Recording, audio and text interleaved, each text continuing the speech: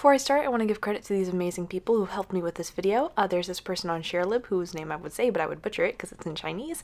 And anyway, much of the appearance analysis and the historical analysis is done by them. I asked them for permission before I used their information. It's in Chinese. I translated it over and they gave me permission. It's really good stuff. Go check them out if you can. And then we have Mayo Sailor on Twitter who did amazing translations for basically anything from the game you could ever want. Like Twitter translations, Deduction translations, anything. Check them out below. I have a link for all of them if you want to see it. Jose Baden was once known as the great first officer who escorted the British Queen's Marine Empire along with his father, who was the captain of the ship. They were rich, heroic, powerful, and very punctual. Whether protecting the British ships or carrying the treasures of the Queen, the Baden family was never late. Legend said that the punctual secret of the Baden family was related to a pocket watch which was blessed by a sea god. The tides and waves will always obey him and never delay his journey. Because of this, the family was highly respected by the British Queen, and even as an outsider they were also awarded by the Queen herself. Things went gloomy one day, however. Jose had to deal with some emergency in Liverpool and wasn't able to go on board the ship with his father.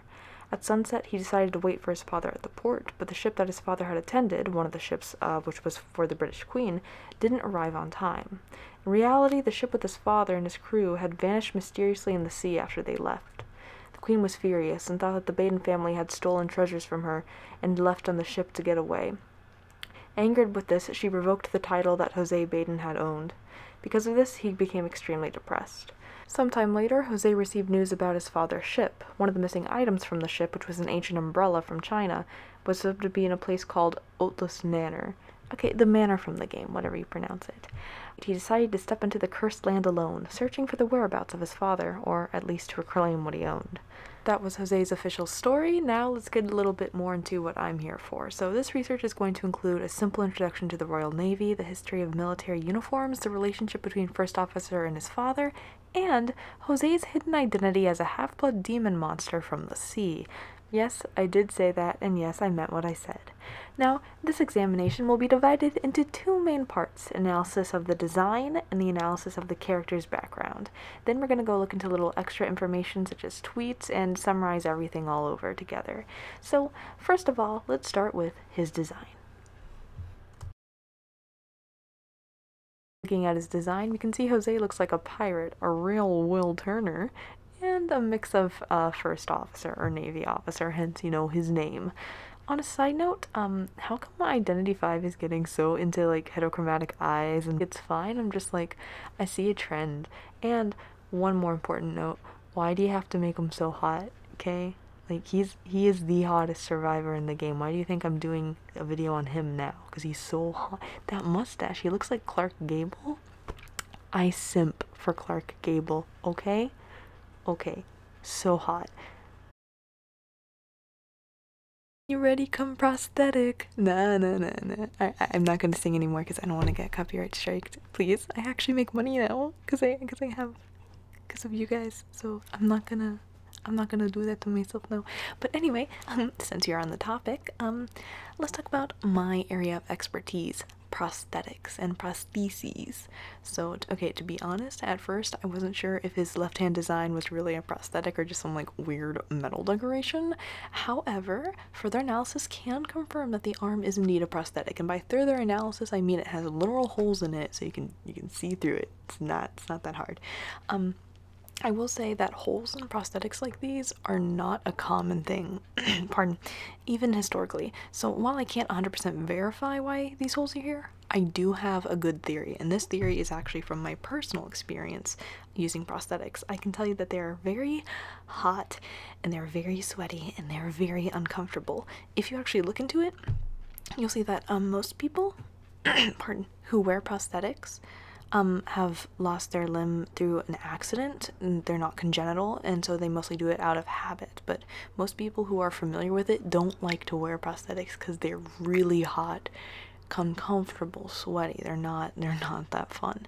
So a common thing that people will do to mitigate this is that they'll put holes in the prosthetic for breathing, like little breathing holes.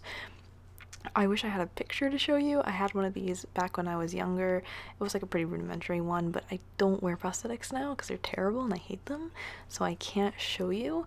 But I don't know if they did this historically. I wasn't able to find anything on it, but I believe it's, you know, it's possible that they could have done it.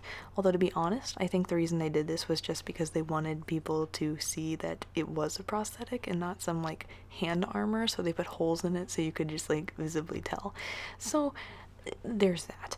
Now, also, his prosthetic has the same thing that Mad Eye's prosthetic does in this game, which is darn amazing controllability.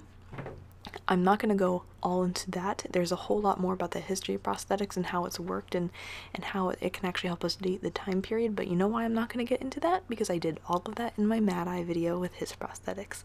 So if you want to see that, watch that video. You don't even have to watch the full video. You can just watch that section of the video. And the comments I link down below has each little section, so I'm not going to repeat like 10 minutes of me going over that again. You can see that there.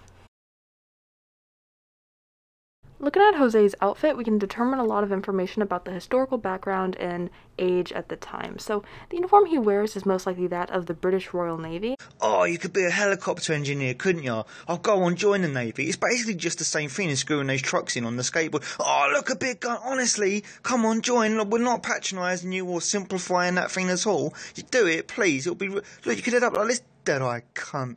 Poor bastard, I wanted to practice his kickflips. And it's dedicated to a whole bunch of different combat units and forces. For Jose, of course, this is a part of the Navy, so it is seafaring combat. Now, however, if we look carefully, Jose's outfit is actually slightly different from the regular military uniform. The first point is that on the waist is a cloth belt that sailors would have used instead of regular military uniform belts. So it's most likely that he's wearing this uniform sometime after the whole debacle with his story goes down, as he is no longer technically a part of the Navy, but I will get to that later. His outfit is also covered with a whole bunch of wear, tear, little scratches and stuff. If you look closely, the hem is even broken on his little jacket there. Now, here's an interesting point to add on top of that. Since 1748, the predominant colors of the Royal Navy uniforms have been navy blue and white. Now, the outfit he wears is red. Do you see a little bit of disconnect? There are some outfits after 1748 that were red, but most of them were sort of following right after that change happened, and most of it was just stubborn people who didn't really want to change the uniform because they thought it looked cool. And given what we know about Jose and his enthusiasm working for the Queen and all that stuff early on, I don't think this would have fit him. So given this and his other inconsistencies with his design, I don't think his outfit that he's wearing is actually his Navy uniform. It's probably just some coat that he wore after the disaster took place, because now technically he's not actually a part of the Navy, you know? Now, we actually do get to see his real Navy uniform, though, and that is in his ocean blue skin, or at least what I believe is his Navy uniform, because the colors and the design match up far more to what would have been the actual uniform in the historical context. Now, regardless, whatever skin is supposed to be like the main one according to Nettie's, they had no right making him look this hot, okay? It's no simp November, Nettie's. You're not doing me good right now. I'm simping too hard. You need to tone it down a bit. SMH. Earrings. Okay, don't get me started on earrings. Personally, I am terrified of actual earrings. Like, putting holes in your skin? Hello?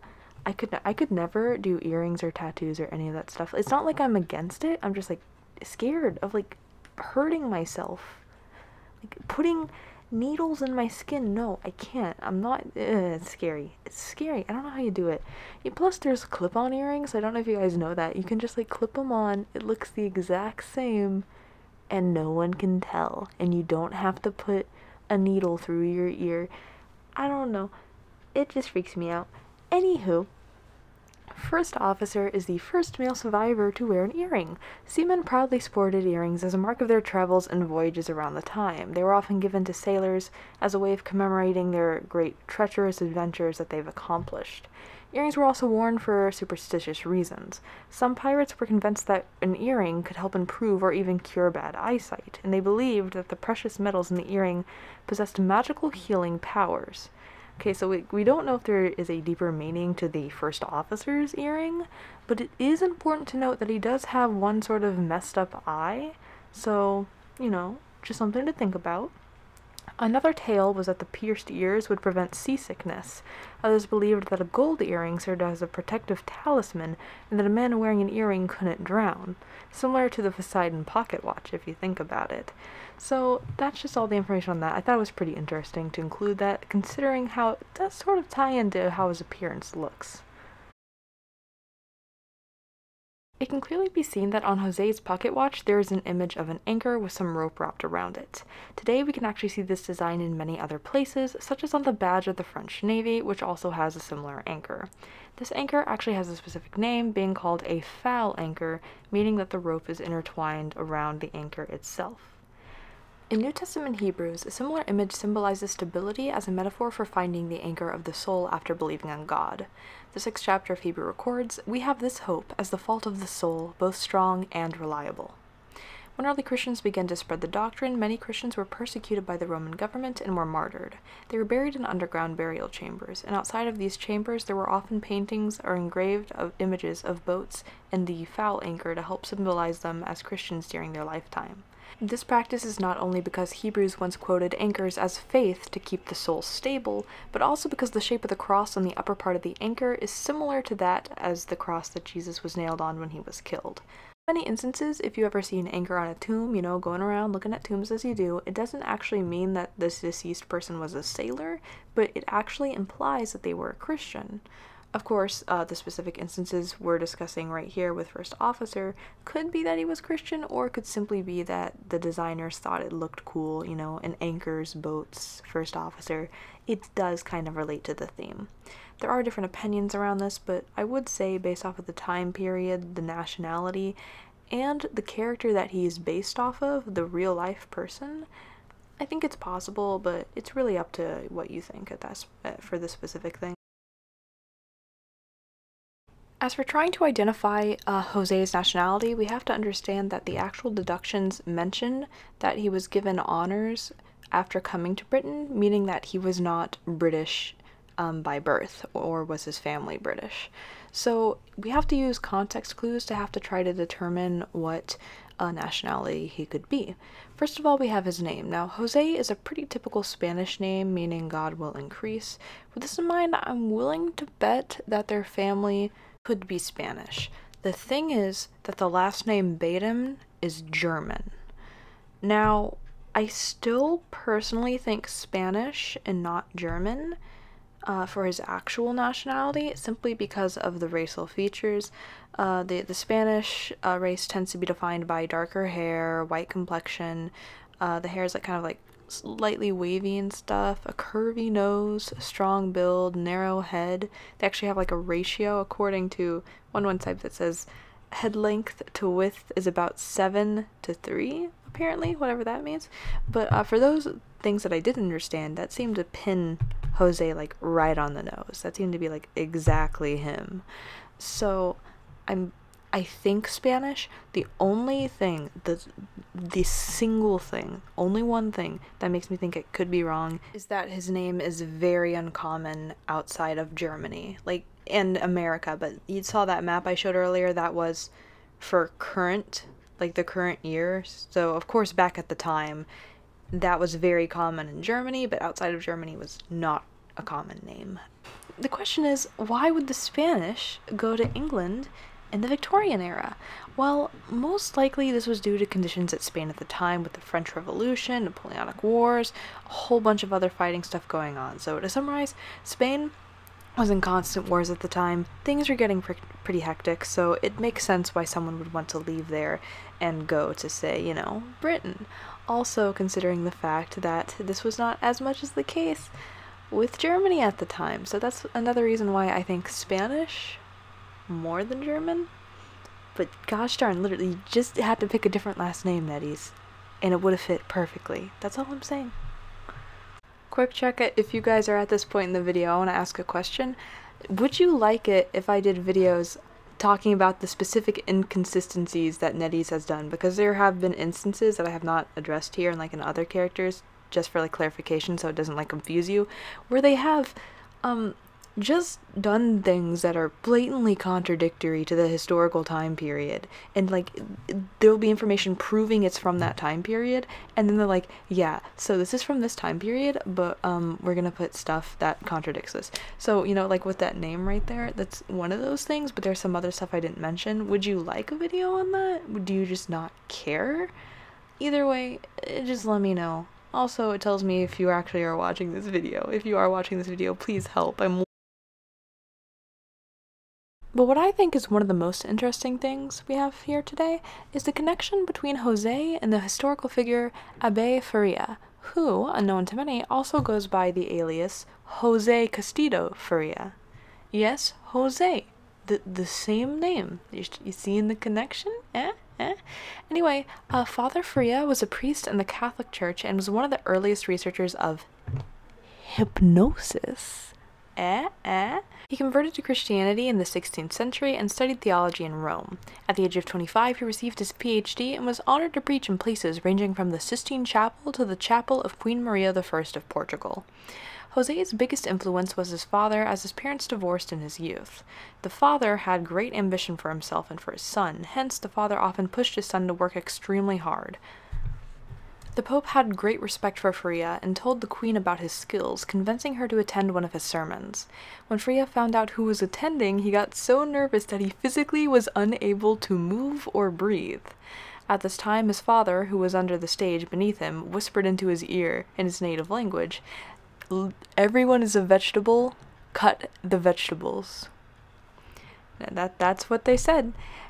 Jolted, the son lost his fear and preached fluently. He cited this event as the spark for his interest in the influence of words on people's minds. Faria was the first notable person to suggest that hypnosis was not achieved by magic, spirits, or energies, but simply through persuasion and mind-over-matter tactics. I'll discuss more about the science of hypnosis later on, but for now it seems that the name Jose and hypnotic ability are inspired by this famous individual. What's also of note is that this Jose, comes from Portugal, which is one of the places where the name Jose is very common and frequent. And I could also see potentially our Jose being from Portugal as well, although the last name issue of Baden still applies to Portugal. Seriously, Netties, why was that the name you picked? That does not fit anything, whatever. But that also does fit for this specific point.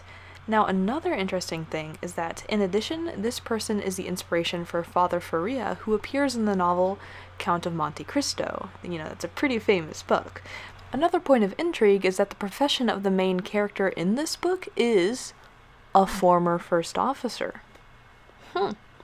Now, does the first officer's ability to mimic the appearance of a shared survivor come from the novel, where the hero escaped from prison by replacing the body with the body of Father Faria?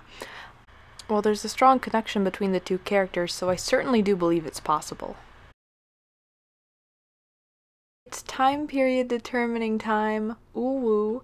Alright, so the thing that's going to help us the most here are actually the little epaulets, which are those things on the shoulders of the officer. Now, epaulets first appeared on British uniforms in the second half of the 18th century. In 1855, army officers' large gold-fringed epaulets were abolished and replaced by a simplified equivalent officially known as twisted shoulder cords. These were generally worn with full-dress uniforms. Naval officers retained the historic fringed epaulets for full dress during the period, but they were officially worn until 1960, when they were replaced with shoulder boards that we see today. Seeing as Jose was most likely a part of the British Navy, he would have retained these in his design, placing him around the mid-1800s to potentially early 1900s, which is significantly consistent with most of the characters we see in the game, or at least the ones I've analyzed thus far.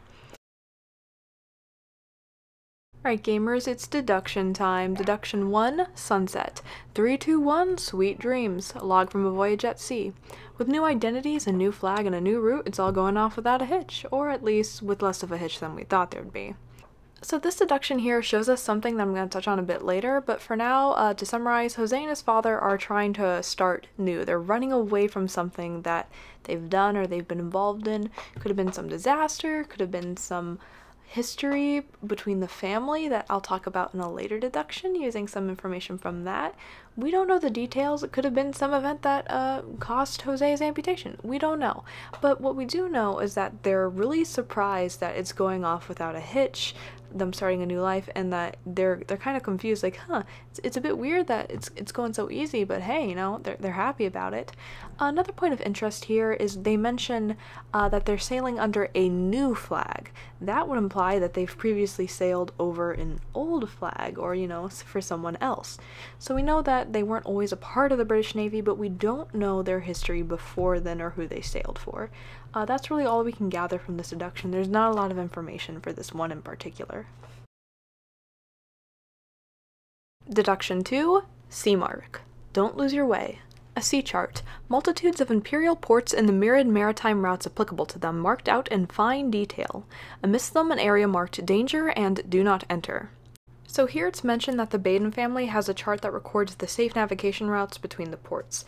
In addition to these safe routes, it also marks a particularly dangerous area.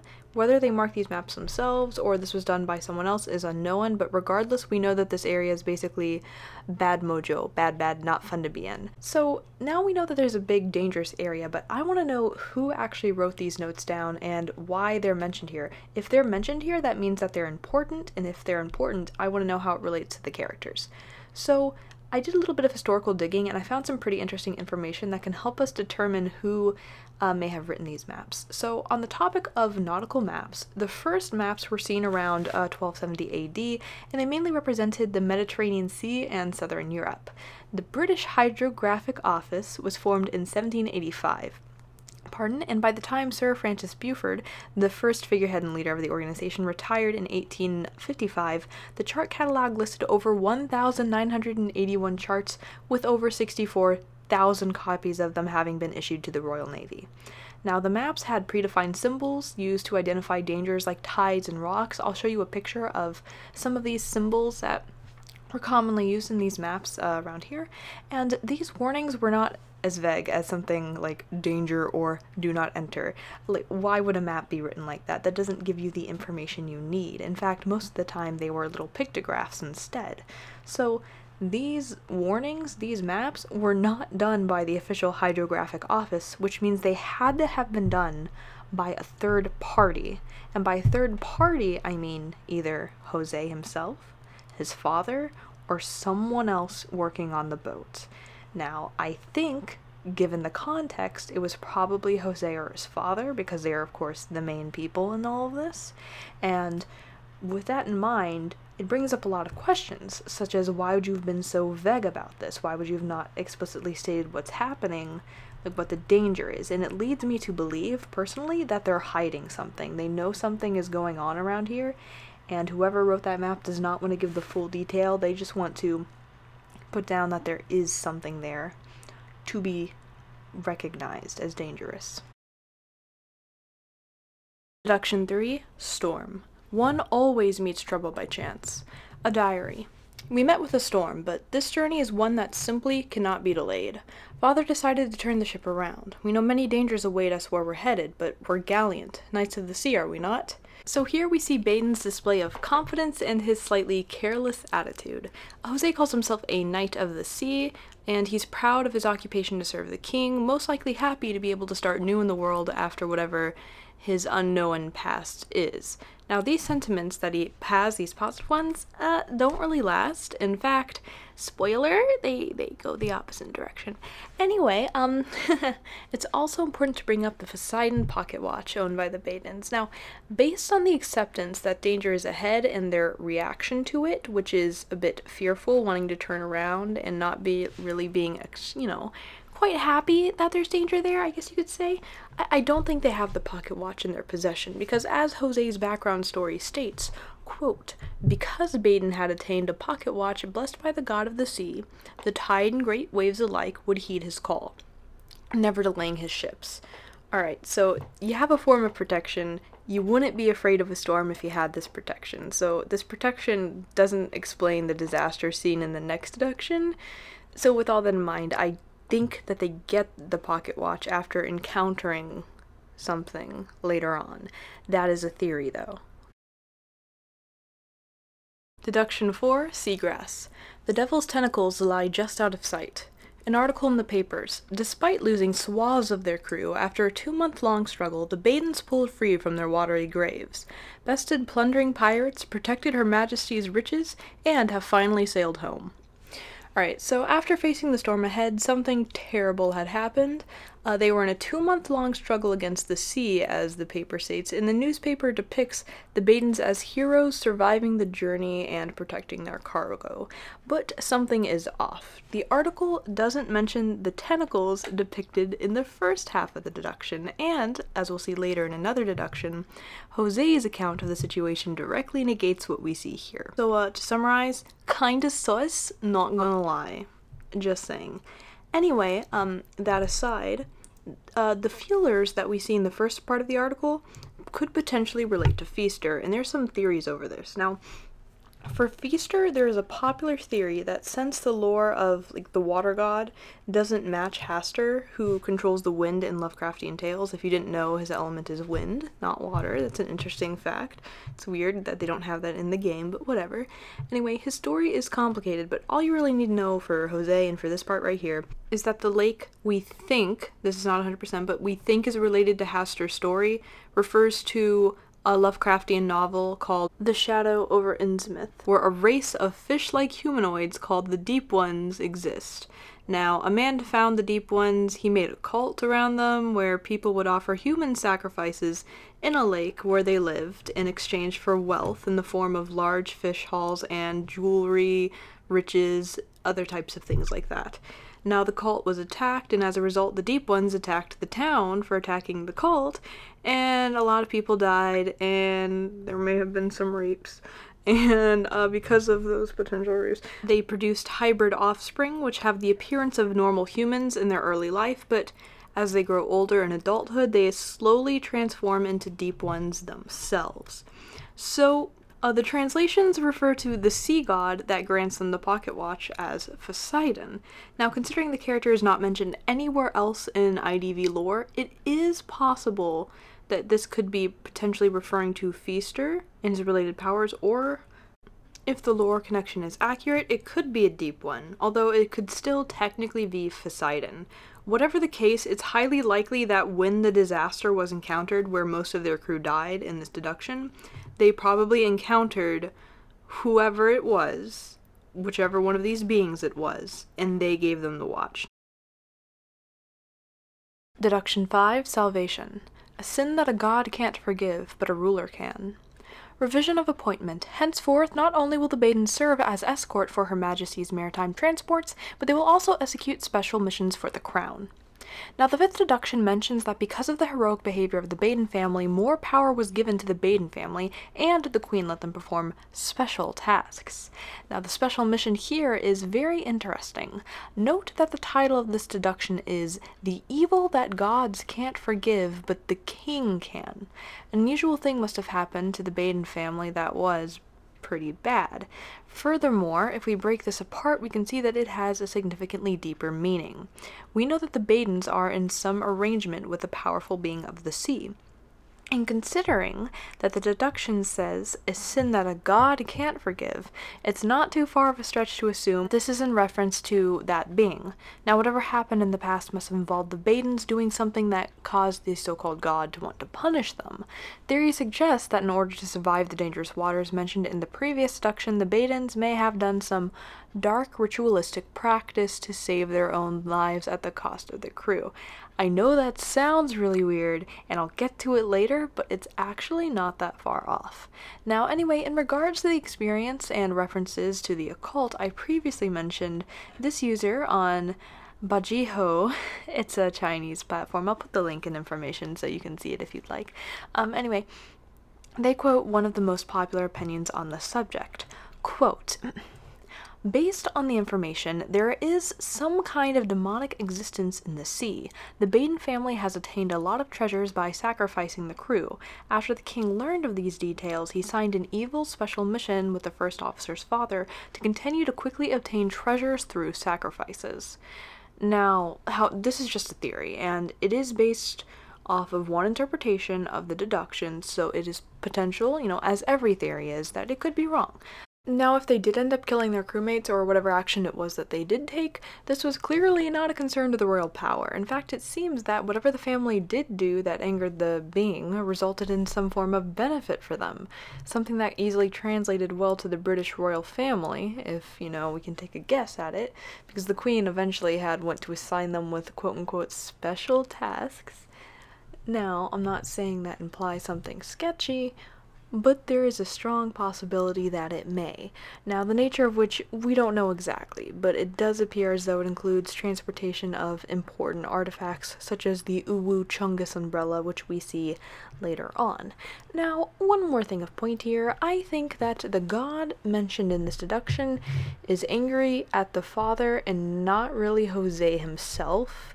This is because it is stated multiple times in the officer's introduction that Poseidon had given him his blessing and his protection, not addressing the father, addressing him specifically as he's going to the manor. Furthermore, if the translation of the deductions I mentioned previously are right, he prevents Jose from joining his father on the journey that ends up actually killing him, thereby sparing his life.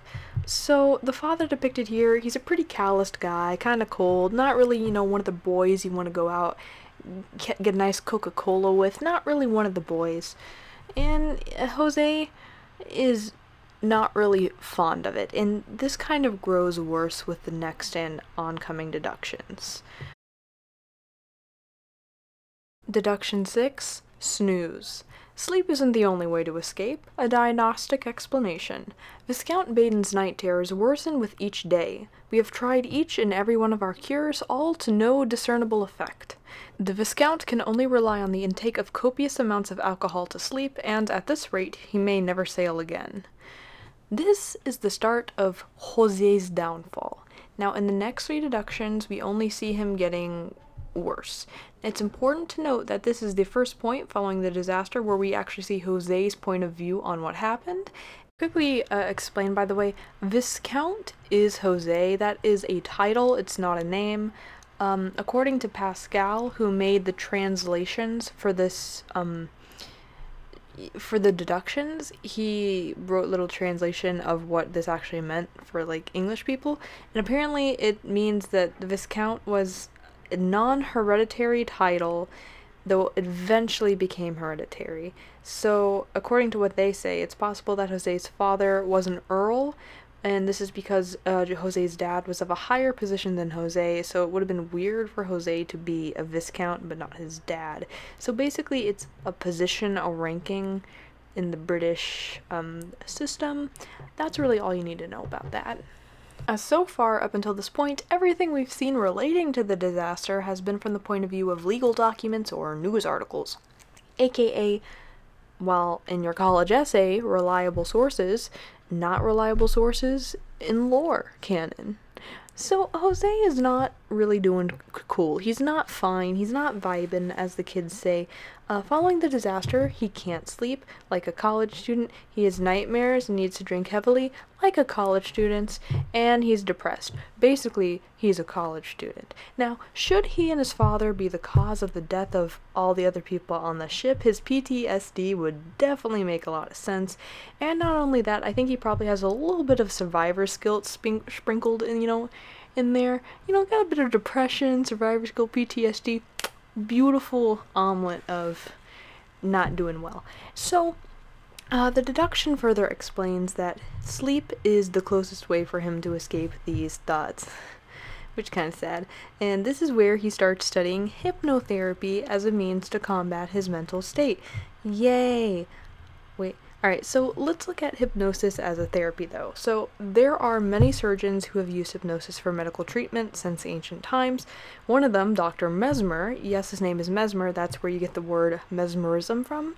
He said that, quote, there is a physical fluid, animal magnetism, that controls life phenomena in the universe. However, the surgeon can relieve the pain by manipulating this fluid. Did that make sense to you? Good, it shouldn't have, because that is just wrong. Do you remember the Father Faria guy, the guy whose dad told him to cut people like they were vegetables? The guy First Officer is based off of? Yeah, so he heard about all these opinions and views, and he came in and he's like, Mesmer, Dr. Mesmer, more like Dr. Don't.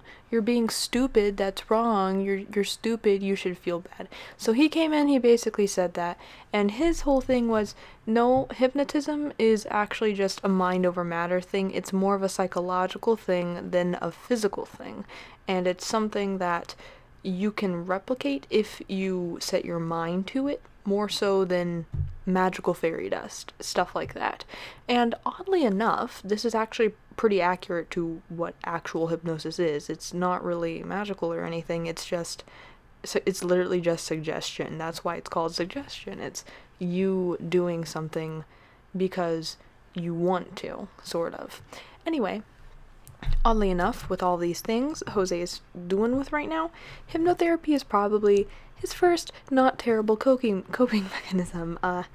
Not at drinking yourself to death over there. So a study found this year titled Clinical Hypnotherapy and Grief Resolution, a case report, wow, that's a long name, said that hypnotherapy has been effective in, quote, addressing grief reactions as well as associated manifestation, such as sleep problems, depressive features, or post-traumatic stress disorder. Now, I don't know about you, but Jose, to me, literally checked off every single one of those things. Anywho, the study had people attend 40 sessions in total, and the outcome measures were grief resolution, symptom reduction in terms of decreased alcohol intake, Jose could really use that, and decreased hospitalizations, and improved level of functioning as compared to those without the therapy. Drinking problems, Jose, we all like a little Dr. Pepper now and then, but some days, I'm just saying. Anyway, now I do want to say, I think Jose is doing the therapy to himself. I don't think he is having other people treat him with this based off of how he learned it. It is possible he could have other people treating it. So with that in mind, he may not be giving himself the best therapy, as I highly doubt, hot Jose boy over here, I don't think he's a doctor. Deduction 7. Sacrifice. Gallantry always comes at a terribly high price. A diary. There were no pirates, and there was no storm, just our friends and comrades, stolen away by the nightmarish waters. But those very same waters roused the demons flowing through the Baden clan's blood. Now, I want to focus on a specific quote here. Demons flowing through the Baden clan's blood. This is gonna be the important note for this deduction right here. Let's break this apart. So at first, the first officer wrote in his character day section, which is essentially the birthday section that each character has. So he wrote in his section that he liked luxury goods, sailing, gambling. Okay, cool, relates to his character, makes sense, whatever, it's fine. However, this was what was released a few months back as what was supposed to be in his character day thing the day it released. But when his character day thing actually released, it was changed to machinery, treasure, and occult. Now, let me say that again. Occult. His list of likes. Yeah, I like luxury goods, I like machinery, I like treasure, I also like the occult. One of those things is not like the other. Which one could it be? Now, remember when I mentioned how this story related to the Deep Ones and Ismouth, the story by Lovecraft? Well, here I propose a new theory. I hope you're not hearing those people out in the hall. I don't know why they're screaming. You never know, do you, though?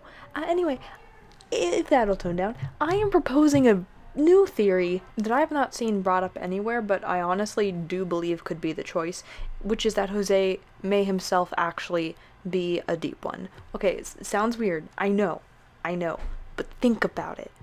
They obviously have some secret from the first deduction, and they want to start new. They're having problems, so they want to get away from those and start new. So that part kind of connects. They're trying to escape from something. And we know humans of mixed blood start to turn into deep ones around 60 to 70 years old, at least from what I was able to understand from reading the story itself, where they depicted different people's ages. Now, I will say I did show a picture earlier that showed it happening earlier, like around 30s. That was just a picture from some fan book about different creatures from lore and stuff, and that was not really based off of any factual evidence, the ages in that. I just included that photo because it looked really cool, and it was like a good way to explain it. But from what I've actually seen in the story, it's around 60 to 70s when they start to change. Now, the IDV art book has ages for 19 survivors. Not all of them, but it does have 19 of them. And the eldest of them that they have, and this is actually weird, guess who? Guess who? Like in the comments below, guess who it is? Yeah, too bad, it's Freddy. Freddy at 38 years old is the oldest survivor. Other characters are not included, maybe older. For example, I would assume Wilding is older, but you know. But here's the thing, Jose is probably more consistent with the average age, and considering that most characters are around their 20s and not above 40 at all, I would assume that Jose is probably around his 30s max, okay? I don't think he's 50 or up. That'd be weird. I mean, you tell me someone that hot is that old? Nothing against y'all 50-year-olds, you hot in your own way. I'm just saying, Jose be looking fine for his age, if that's the case. Anyway, that aside, so additionally, his father may either be too young to show symptoms, or he may not be a deep one. You're like, oh, well, whatever, that's not really a big thing, except for that is a big thing, because Lovecraft explicitly states in his story, and I read it for this darn thing, I'm wasting my life, but I have fun doing it. Anyway, he said that in order to have impure deep ones, aka deep ones who are not fully deep ones that change later on in their life, a child must be birthed from a human father with a deep one mother. So, we know the father in the relationship, but we have never been privy to the mother. I don't know, have you seen her?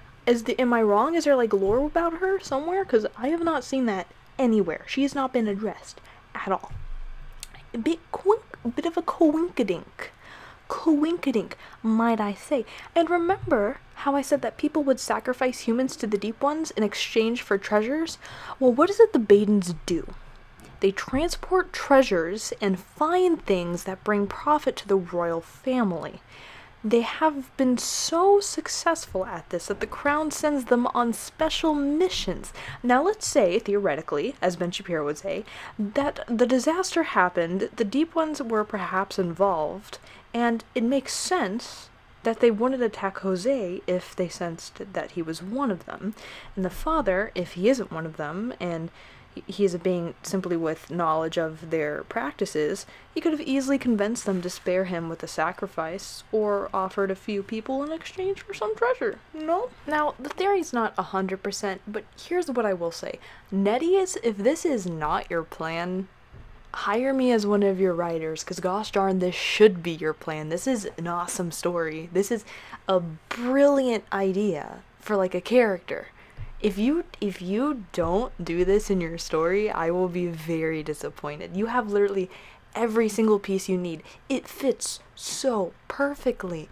How is it, if this is not the case, how is it that you are not able to come up with an accurate last name for him, but somehow you're able to completely relate him to a species in Lovecraftian lore almost perfectly, but you don't make that canon? I'm just saying it could be canon. I hope it is canon, but I'm just saying you should make this canon if you did not plan to. In addition to all of that, this deduction also depicts Jose's regrets. He's writing in a diary about the incident and his comrade's death. Now, it is important to point out that he says that there was no storm. Now, the previous deduction about the news article said that the storm was the culprit for their deaths. However, Jose directly contradicts that point, which essentially means that someone is lying. And given the information and that Jose has an actual first-hand account of the situation, I'm likely to believe that the inaccurate source here is the news article, but the question is, why does the news article not have the accurate information, which would be coming from Jose and his father, as they were the only survivors?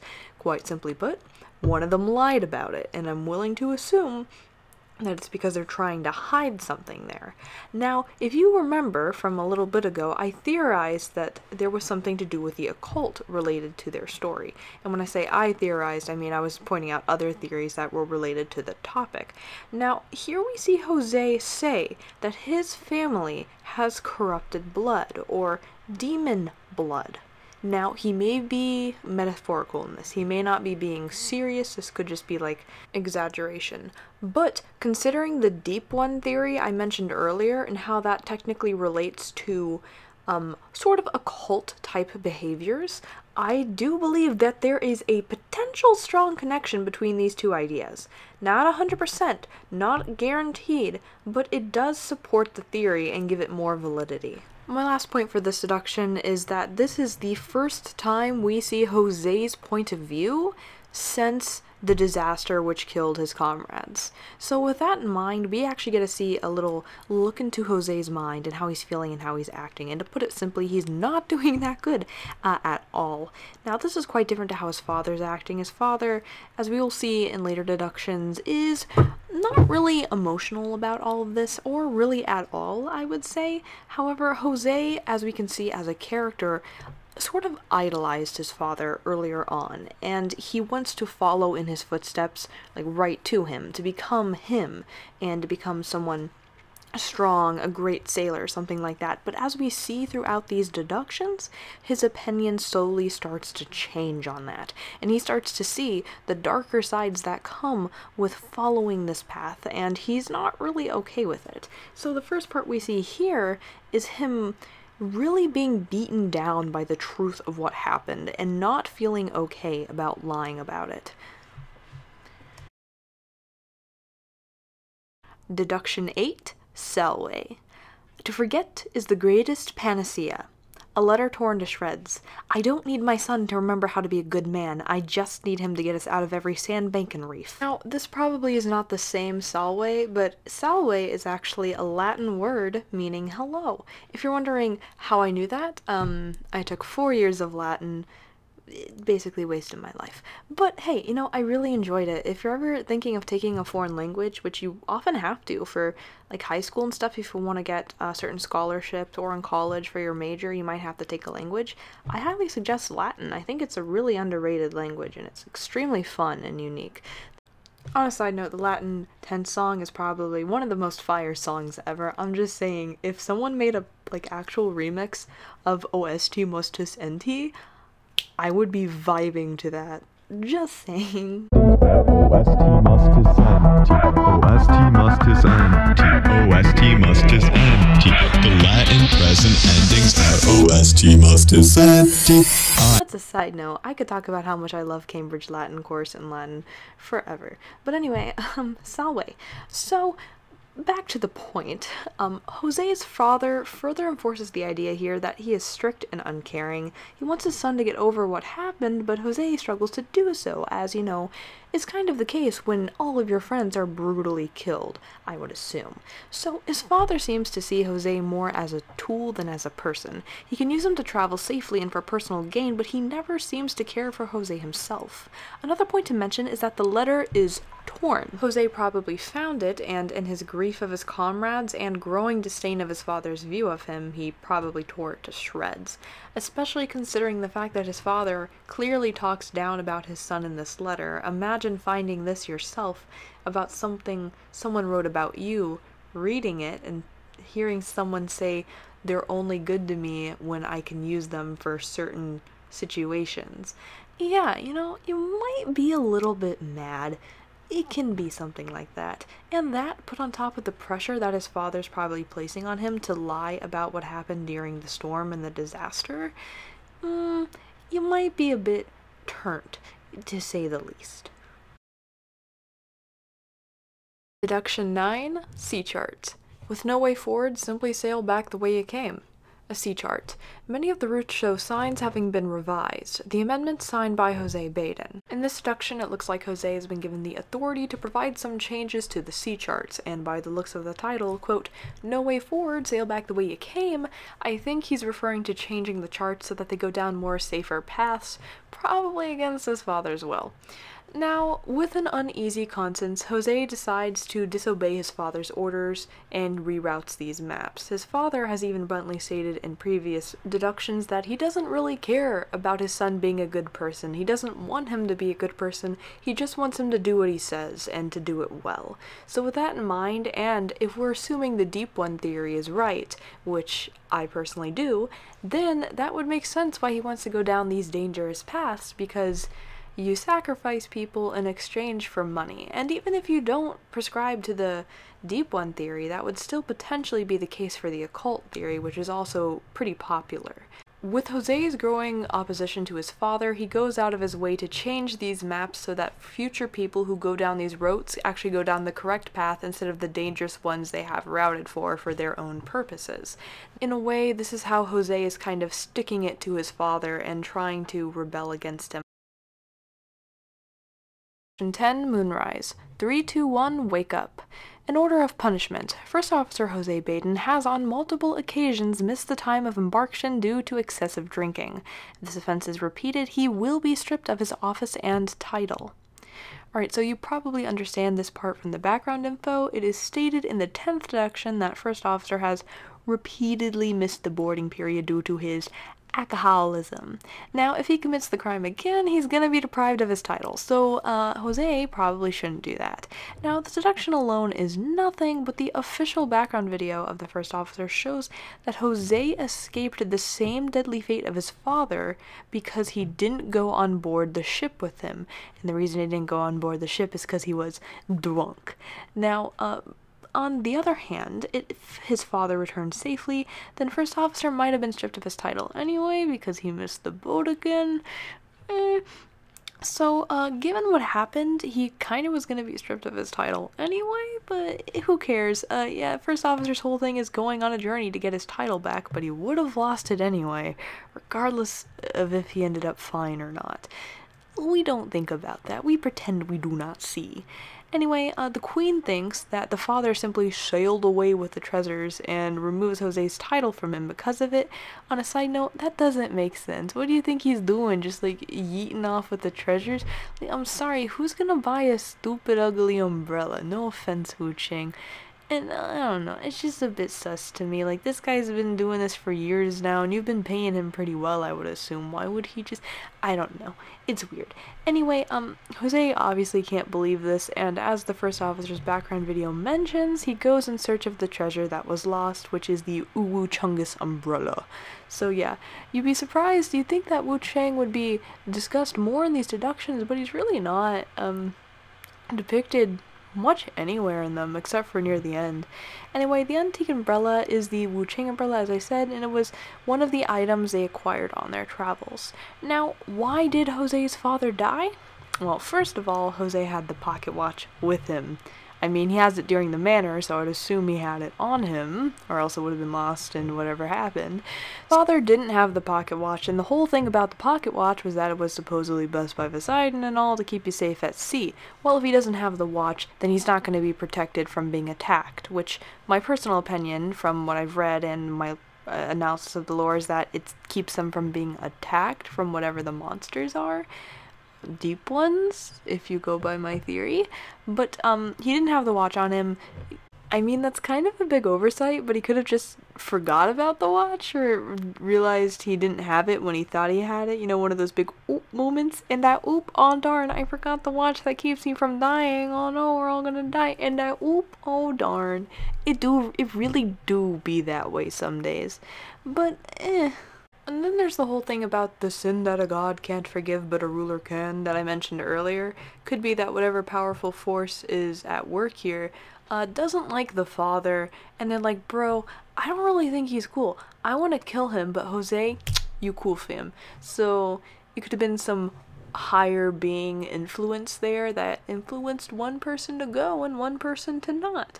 And the character letter, which I'm going to go over in a little bit, also further proves this point that there is some being or beings which are related to the father's death. Jose's character day letter, a sailing log. September 24th, weather cloudy. As Viscount Baden has missed his last chance to board the ship, I will be taking over his duties and handling the records of the good ship Paranthrope. This journey's destination is not any of our previous trading ports, but a set of coordinates lying in the northeastern corner of the Mediterranean Sea. We've never sailed these waters before, so to err on the side of caution, besides sailing necessities, we've loaded her not with merchandise, but with guns and cannons fit to best any adversaries we've come across. But I hope it doesn't come to that. Long live the Queen! ... A line of distorted handwriting.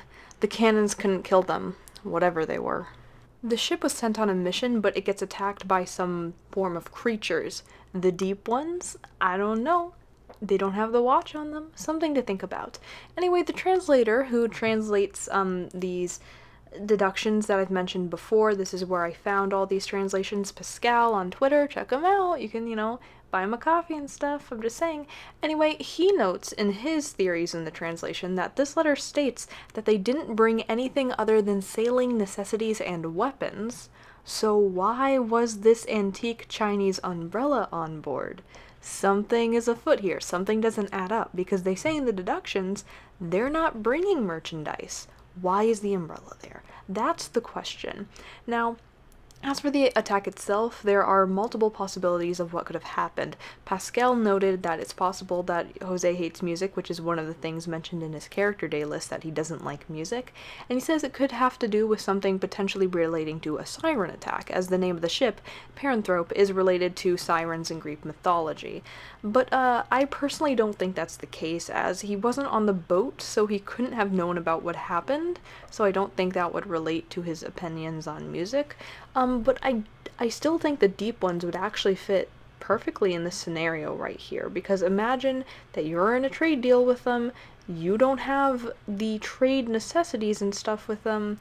I would be pretty mad at an attack if that were me. But again, Netties, you don't have to do my idea. I'm not saying that is what they're doing, but Netties, that is a good idea. You should do it. It's a really good idea. It fits everything.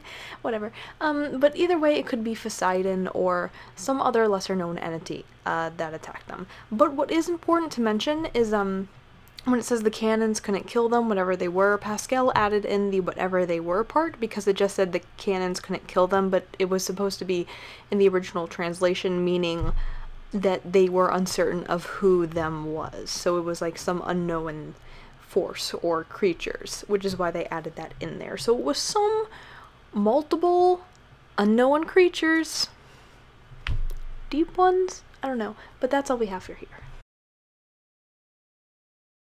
Summarize my boy Jose here.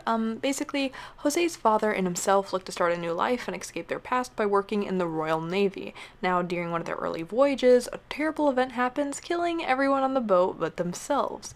The Badens are clearly tied up in some sketchy business, and potentially due to their family's ties to the occult or the theoretical death ones from Lovecraft mythology, they are in some way related to these people's deaths and end up hiding the secret from other people.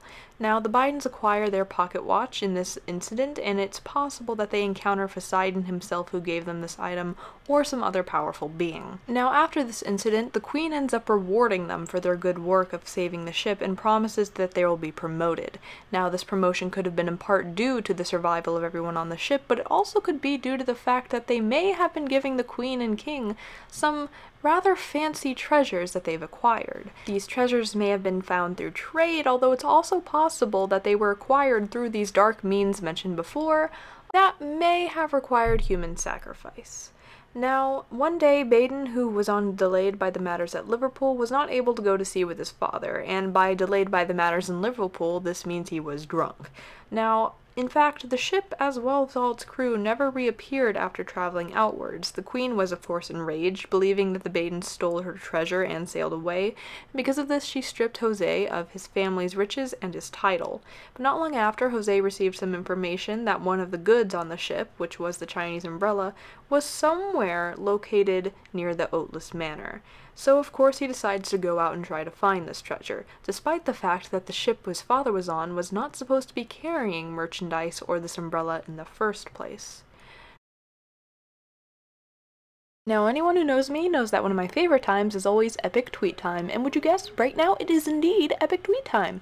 So all of these tweets are from Japanese Twitter, where characters respond to questions and posts made by fans, and it's all supposed to be canon to the character and related to the actual character. So these are actual responses, and these translations of course are done by Pascal. Make sure you go give him a little like or something, and I'm not going to read all the translations for these Twitter posts, so if you want to see more, then go check out his translations of them. For the first one here, we have the Valentine's Day translation. Each character has a Valentine's Day post, and a few posts for certain other holidays and stuff. So this isn't response to any particular person, but just like the general Valentine's response. So Jose here says, "You there, are you under some hypnosis or something? You have terrible taste, falling for a man like me.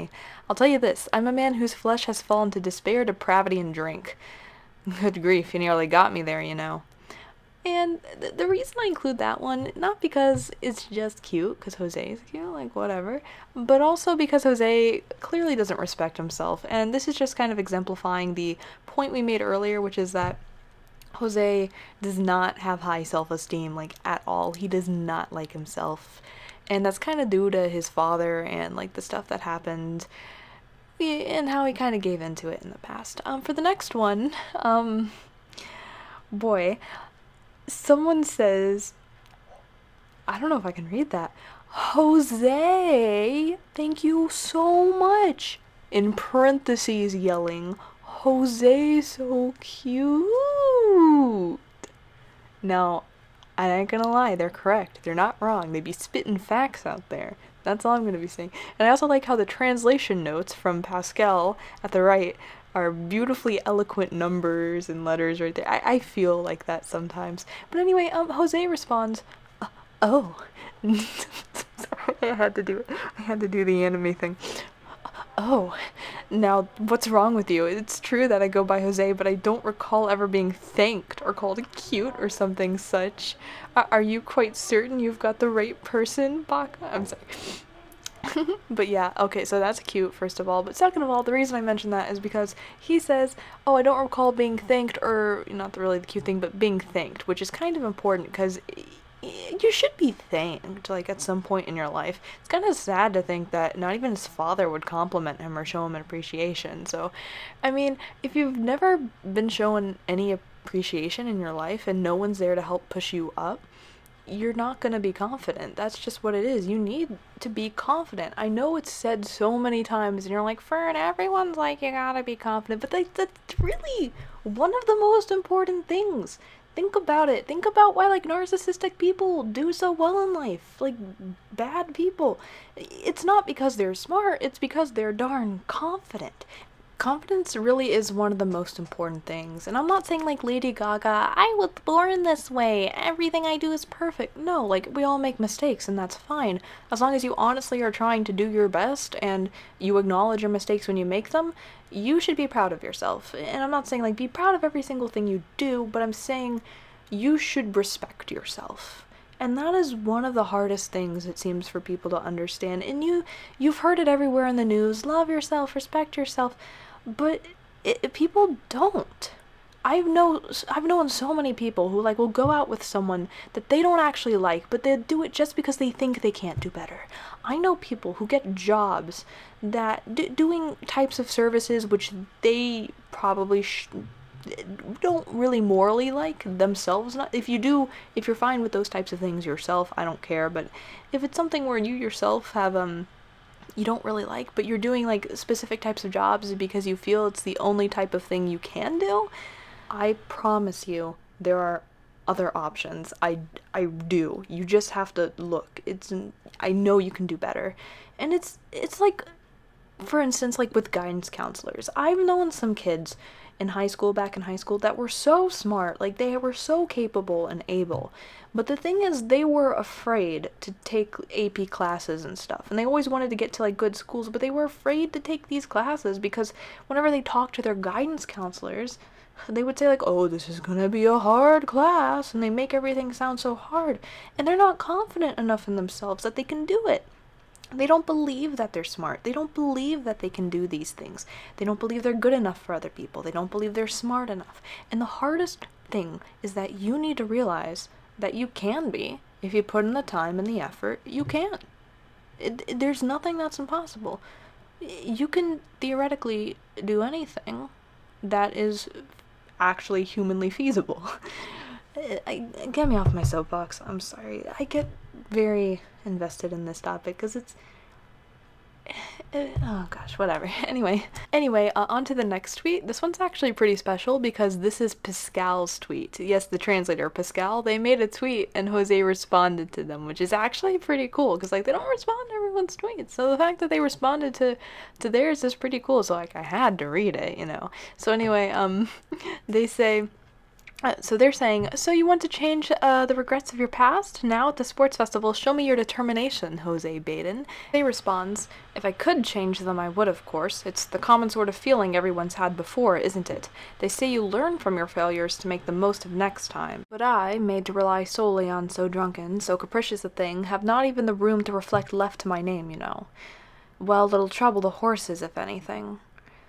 Alright, so basically what Jose's doing here is he's kind of downplaying himself, and you know, the whole thing about confidence earlier, I won't go on another rant about that, don't worry.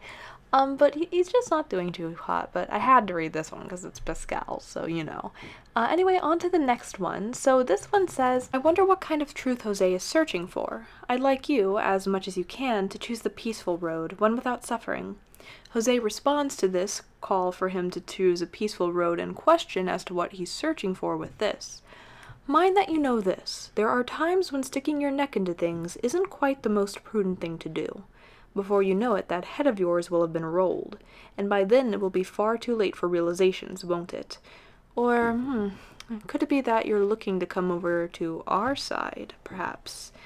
Now, I'm gonna mention that according to Pascal's translations, before you know it, that head of yours will have been rolled. This is a literal translation, and it basically means when you get hit by the guillotine, because, like, you know, don't stick your head into things, stick your head into the guillotine, and then you get a symbolism, I guess you could call it.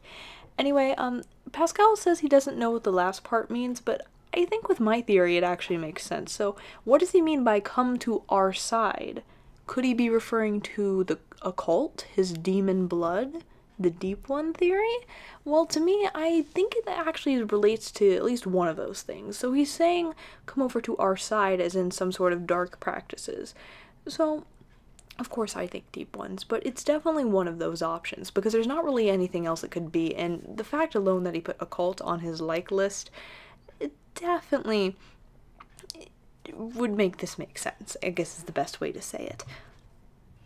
Okay, boys, this is my last thing I'm going to be reading to y'all for today, and I'm sorry that this video took so late to come out and everything, but I really do appreciate you guys coming here. So here it says, in reply to someone showing Jose their collection of Jose goods, so like fan stuff, and also apparently 2 cans of Monster Energy, yeah. So anyway, Jose responds, well, this certainly isn't anything to sneeze at. But I'm already far past my prime, you know. For what reason do you gather such worthless things? If you simply must have a collection, then I think it'd be best for you and me both if the things you collected held not so tragic a history. All this, even though I'd call myself the quintessence of ruin. So, basically, Jose's being weirded out by simps, which kind of hurts my heart right there, because I'm a simp, I admit it, but I just thought that was kind of a funny one. He's like, dude, why are you collecting like plushies and stuff of me? Calm down, calm yourself. That is all. Eat your vegetables. Good night.